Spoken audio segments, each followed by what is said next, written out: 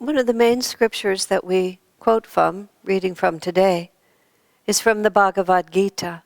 We also read from the New Testament primarily, sometimes from the Old Testament, but mostly the New. The Bhagavad Gita forms the core of the tradition of India from which these teachings are derived, although it's appropriate to understand that they're no more Hindu than they are Catholic. They're just sort of pretty much right in the middle of all true traditions. We recently put these symbols on the wall of the major religions of the world, not out of loyalty to their rituals and their dogmas, but out of loyalty to the fact that self-realized masters, no matter what their disciples then make of their message, that self-realized masters always teach the same truth. And that truth is about inner realization and the way to achieve it. The Bhagavad Gita is an interesting story because it's set on a battlefield, the battlefield of Kurukshetra. And it's a war between cousins, the Pandavas and the Kauravas.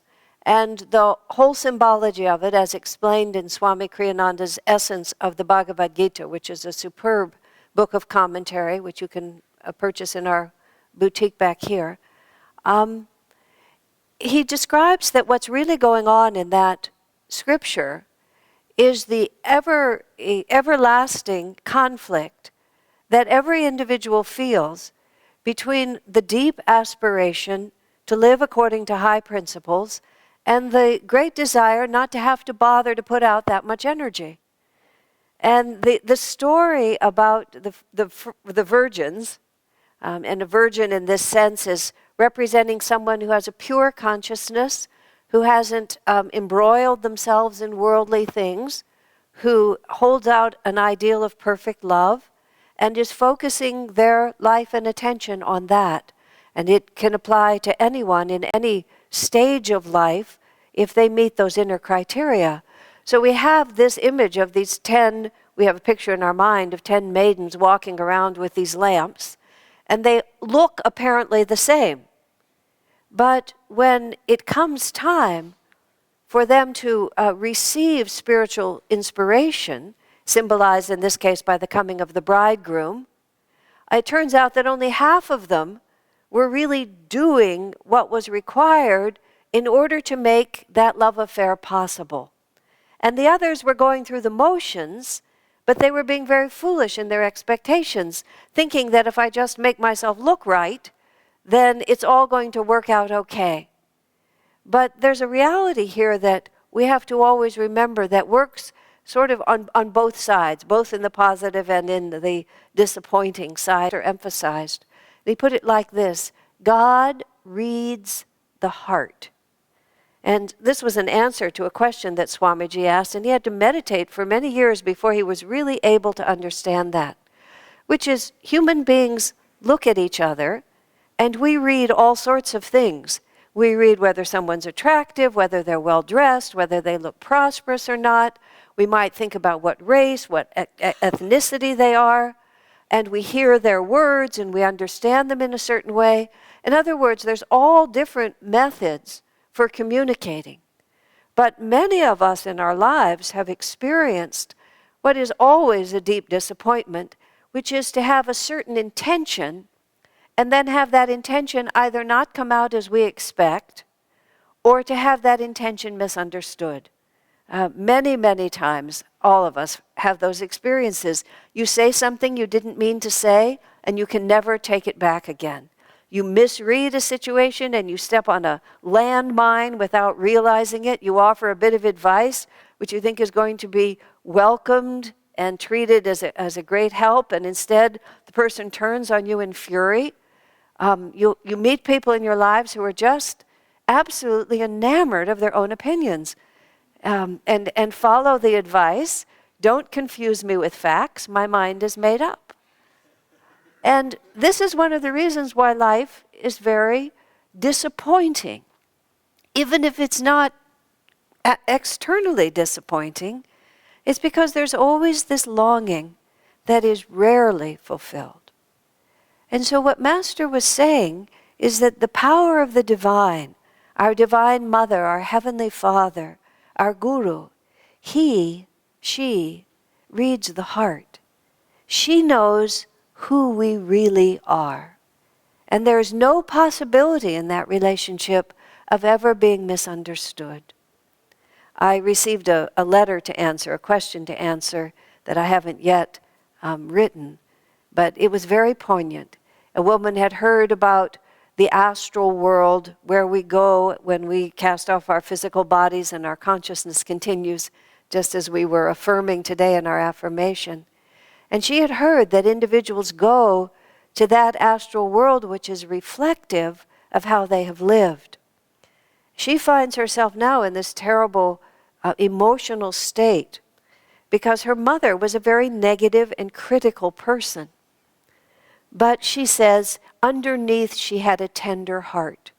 So she's just in this state of guilt and fear that her poor mother is having to bear the consequences of her negative and critical nature, and she's sort of wanting to do something to prove to God that her mother had a tender heart. You know, you can see how complicated that could be. And now the woman's, she's dead. She's in the astral world, and the daughter's just living through this chaos at this point. Well, the answer to that is very simple. God is no tyrant. God reads the heart. He knows what we mean. But he knows exactly who we actually are. And this is the wise and foolish virgin story. I've always disliked that story for many, many years. Every time at this year, it would come around again, and I would open the reading and say, oh dear, here we are with the wise and foolish virgins again. Just something about that story, it just seemed really unfair. It seemed really annoying. I never really liked the picture of these 10 women running around with their lamps. Just the whole thing. Some things work for me and some don't. But I finally really have begun to understand what a powerful and vivid image it is and why it has remained, at the forefront of so many people's thinking. Because we're always trying to measure things looking outside of ourselves. And you see, this is why the image is really an intimate one.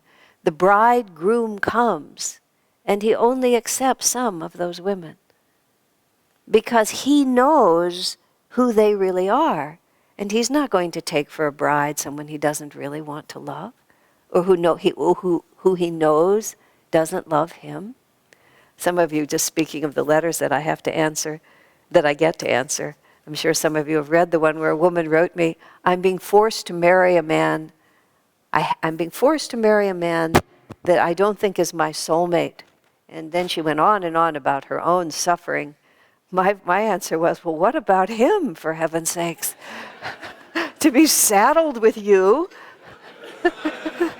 Every time there's the slightest disagreement, you're going to say, I never wanted to marry you anyway.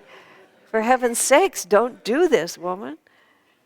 But that's obvious. If the bridegroom is going to come, he's going to choose someone who loves him. And so in our own relationship with the divine, and this is what this whole reading is about today, is about spiritual failure. In our own relationship with the divine, one of the first things that we have to come to is that we can fool lots of people. We can even fool ourselves, but we can't fool the divine. We can't just look good. We can't just walk around carrying the lamp as our badge of honor. We can't just sit there with our little white buttons on and say, see, this is who I am. Who we really are is what we vibrate inside. And what's so supportive of this is what we vibrate inside is what our deepest intentions are. Not our ability necessarily to manifest them. That's the way the world thinks. In the world, it's all about what we actually are able to do, isn't it? I mean, there's really, in our particular culture, that's the way our culture works. We're very external in this time, on this planet, in this place. People are rarely judged for the quality of their character. They're just judged for what they're able to accomplish. In our Living Wisdom schools, one of the many marvelous features of these schools is that we work with the whole person. When I was working more directly with the school and would have to talk to parents, I would say, as the parent of a child, you're naturally wanting them to develop their talents and their abilities and their future capacity to deal effectively as adults, but you're interested in the whole child. If your child is weeping every night, that's going to be relevant to you. You're going to have to try to understand, why is this child crying? What can I do to make him happier? It's not enough just to meet this external standard. The whole person is important. Why would school be any different? You know, we have this idea in our minds that we can send these children for hours and hours a day for years and years of their lives and only deal with tiny fragments of them, and that somehow the product is going to be worth having. Very confusing. You know, there was a very interesting thing that happened locally here. This is my interpretation of it from what I read in the newspaper, but there was a lot in the newspaper. One of the prominent high schools in this area, one of the privileged high schools in this area, a serious scandal of grade altering. I think they hacked into the computers and changed the grades or something like that. But children were getting grades that they hadn't earned. And there was some maybe other kind of cheating going on. I'm not exactly sure. It was pretty serious, though. And it was uncovered, and these were kids who were all on their way to Ivy League schools and from parents of highly successful, highly educated themselves. Huge scandal. And the principals were talking, the supervisors were talking, the faculty was talking. But one of the most interesting aspects, and appalling to the adults involved, was the attitude of the students themselves. And from our perspective, I saw it slightly differently. The students basically were saying, nobody ever asked us if we were getting educated. They only asked us whether we were getting good grades. So we found an easier way to get grades. So, like, what is the problem?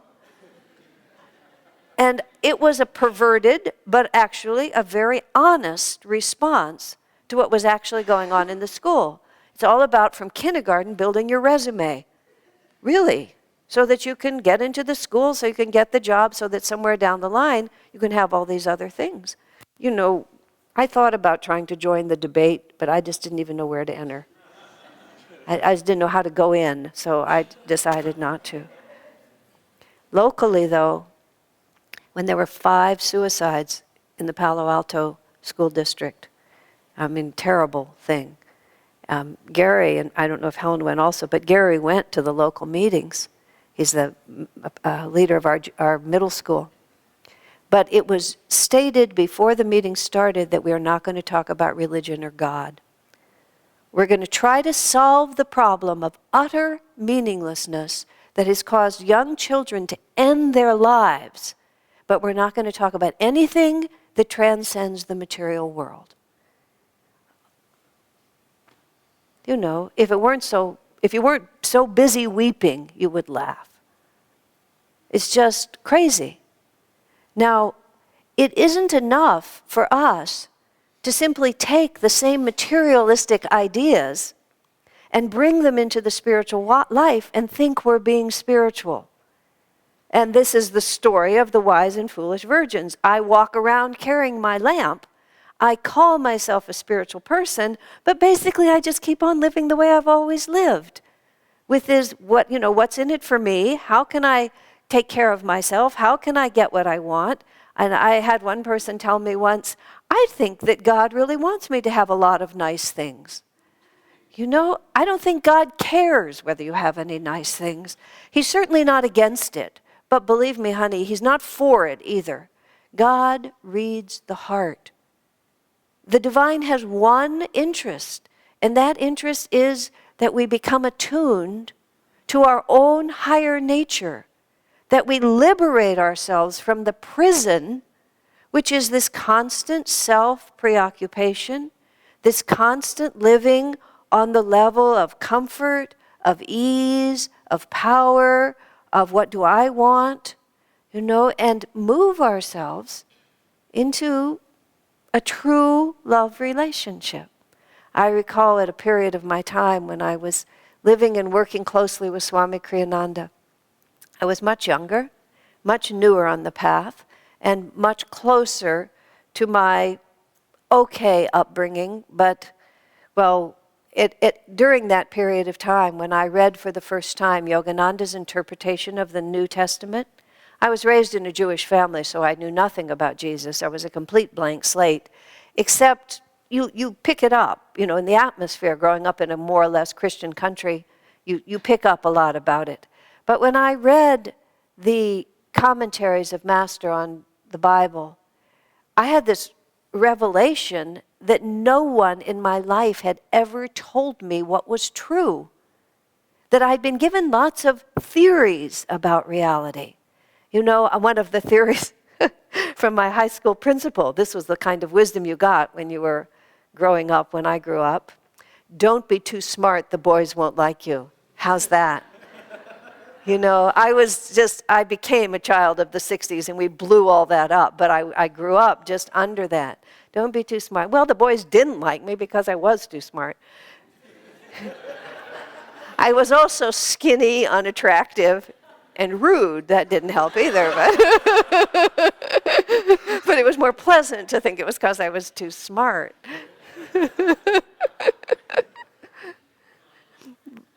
But there I was, and it was like nobody had ever told me anything that was true. Nobody had ever told me why we're really born and where our happiness really comes from. It seemed very important to me to find out where our happiness comes from and what causes us sorrow.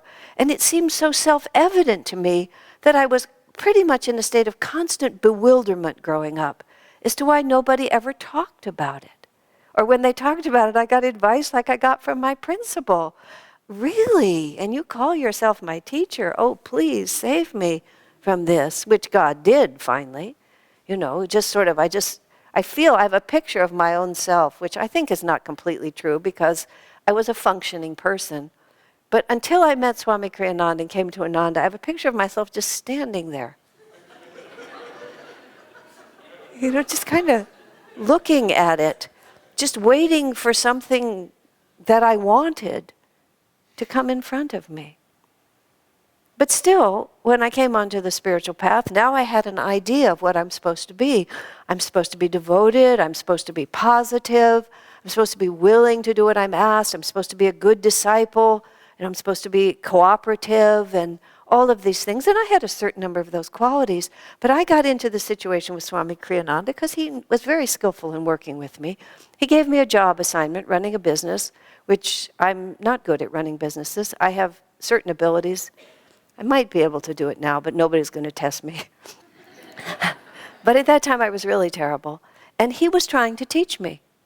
But I didn't know how to learn. I just knew how to look good. And I'd been smart enough growing up that without learning, I could still look good. So here I was where I really had to learn. I had to learn a new reality. I had someone in front of me who could actually teach me something that wasn't just school smart. School smart I could do like that. But he really wanted to teach me how to be a person. How to have courage, how to have creativity, how to be in tune with the divine flow, how to be genuinely loving and supportive of people. I didn't even know what he was trying to teach me. I knew I wanted to learn from him, but I didn't know how to deal with it. So I just tried to look good.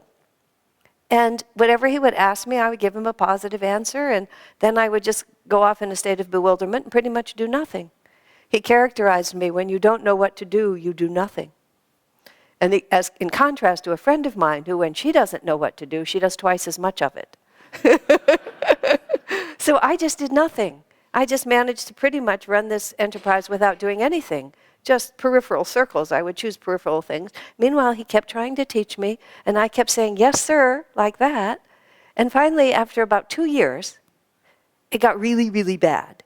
I mean, it was just, I was in a state of such tension and ever-growing fury at him because I kept feeling he was asking me to do something I couldn't do, and I couldn't perceive how he was trying to help me. It was a mess. Let's just say it was a mess. And finally, he said something like, I'm worried about you. I said, I'm worried about myself. And then he said, you never fooled me. That was the beginning, in many ways, I think, of my spiritual life. I'd been working so hard to look good that it had never crossed my mind that I should actually try to be good. Duh. Because in order to be good, I had to first admit that I had to learn. I had to just face what all of us face. Certainly what I face, I face the complexity of being outstanding in ways that weren't important to me, and then being praised for things I knew weren't of value, and then wandering around underneath it all, being utterly confused. And even when I came to the place that was eventually going to sort it out, all of that still has to be worked out in your consciousness. You never fooled me, he said, and I replied, oh my gosh, what a lot of energy I've been wasting. Fortunately, I caught it. I just caught it right like that. What a lot of energy I've been wasting just carrying around an empty lamp.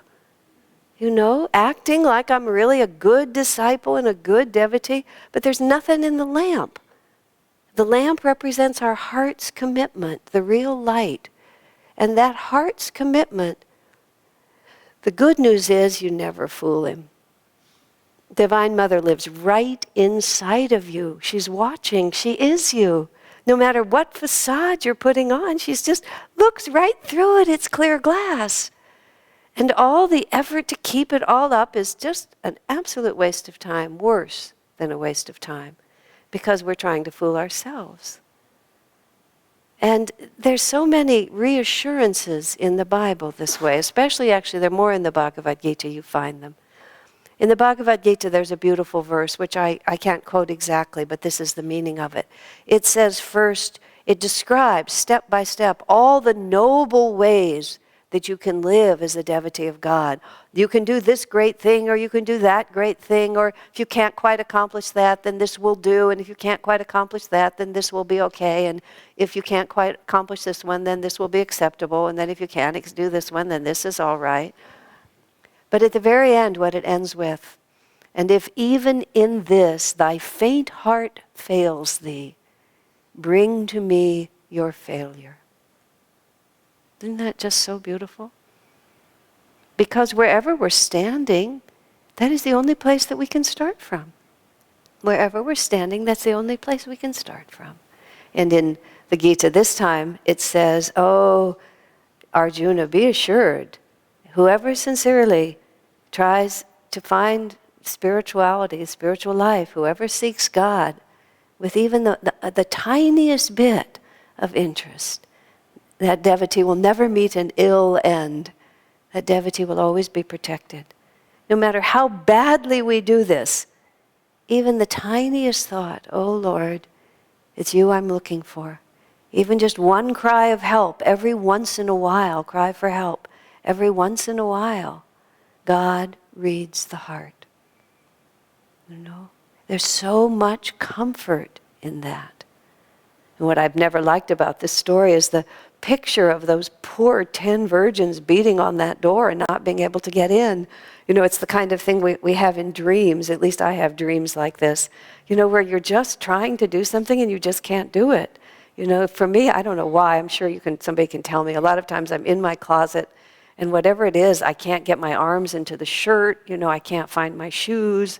It's just that kind of nameless, subconscious, it's not going to work out. There's all these obstacles in front of it. That's my picture. That's why I sympathize with the ones without any oil in their lamp, just kind of wandering around trying to make it happen. The Bible doesn't finish the story. That's why the Gita has to finish it. But no, even those, they'll work it out. It'll come out all right in the end. One of the letters, since I'm talking nothing about letters, but one of the letters that went out this week, this man wrote me, and he's very intellectually minded and often gets himself, he goes into his mind and then he ties his brain into knots. And then in the effort to untie them, he tightens them. Just makes him like, let's see how confused I can actually get like this. He knows he's doing it.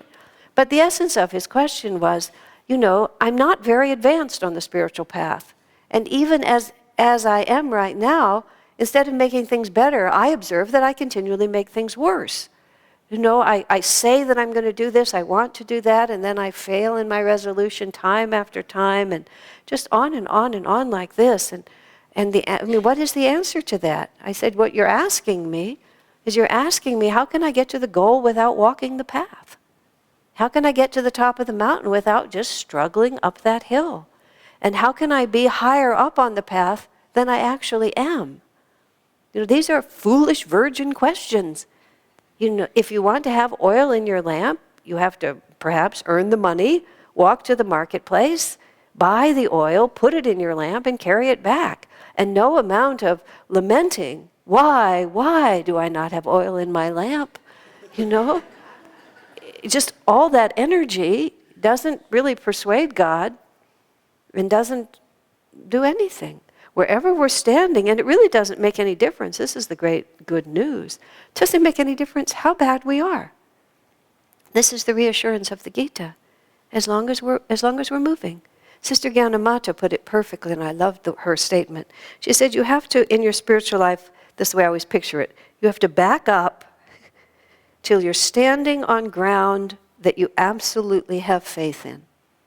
You might not really know whether you're a disciple of Yogananda, so you have to step back from discipleship. You might not really be certain whether Ananda is your spiritual home, so you have to step back from that. So where can I stand? Do I believe that there are such things as Christ-like masters? Okay, I can stand there. Do I believe that any of their teachings are true? Okay, I can stand there. Do I, in my heart, have a desire to better my life spiritually? Yes. Am I willing to renounce everything of the world to do that? No. But wherever you actually stand without hesitation, that this is who I really am, you never fooled God anyway. That's the thing you have to realize. It's just a huge waste of effort. Wherever we are, just stand there. Don't say, however, this is the top of the mountain, because then you have no place to go. Recognize that I'm just standing on my solid ground. The rest of it is a little uncertain to me, but as long as I stand here, I can build from here. That's Swami Kriyananda's genius as a leader. We build from here. Once I said something to him, he was asking something of me, which was highly desirable, but I found that I was not able to do it. And it was a pretty important request he was making of me, and I said, Swamiji, I don't want to be a hypocrite. I'm just, I'd learned by then, but you've asked me to do this, and I really just can't. This is where I am on it. He didn't even, I don't even think he took an extra breath. Well, so much for theory, he said, let's work with reality. And then immediately we're having a conversation of where do you actually stand and what is real for you. Because the only way we can get there is from here. And if we know where here is, anyone who tries sincerely is never lost, never meets an ill end. God will always be there right in your heart, just drawing you to Him. God bless you.